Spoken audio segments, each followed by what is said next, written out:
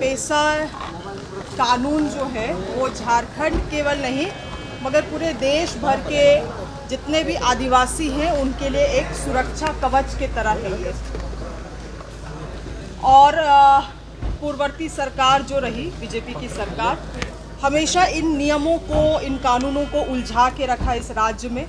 और यही कारण है कि आज जो बाहर के लोग हैं, जो खुद स्वयं आदिवासी हैं, उन चीज़ों को भी तरीके से समझ नहीं पा रहे हैं। और इसीलिए हम लोग लगातार अभियान के माध्यम से, संबोधन के माध्यम से ये बतलाने का प्रयास कर रहे हैं कि झारखंड में जो वर्तमान में JPRA को लागू किया गया है और जो पी पेशा का नियमावली है उसी को JPRA के तहत परोसा जा रहा है, वो संवैधानिक रूप से गलत है।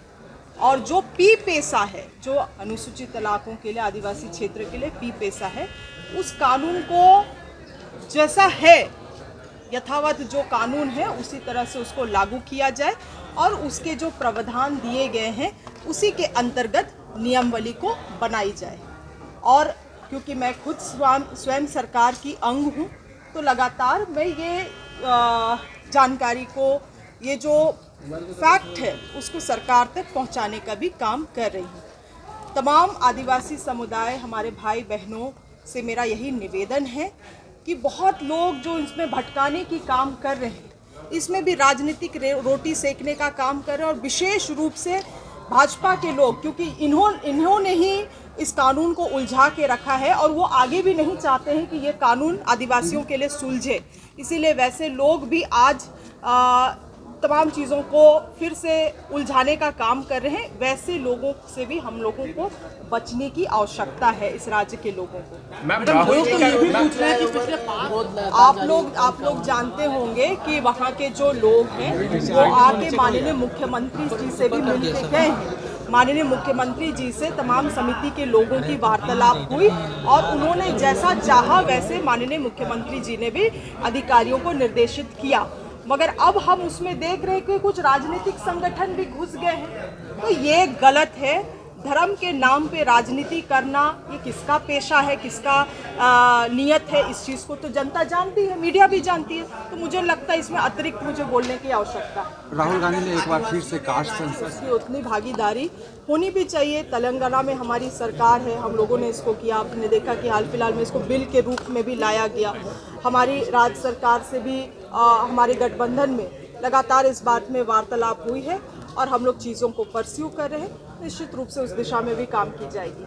झारखंड में भी जातिगत जनगणना को लेकर के चंपई सोरेन जब मुख्यमंत्री थे तो उस समय हुआ था, लेकिन उसके बाद उसमें कोई जातिगत जनगणना माननीय राहुल गांधी जी का मांग हमेशा से रहा है वो, और एक ही कारण है और वो इस बात को लगातार बोलते भी हैं कि जिसकी जितनी आबादी है उतना उसको प्रतिनिधित्व मिलना चाहिए।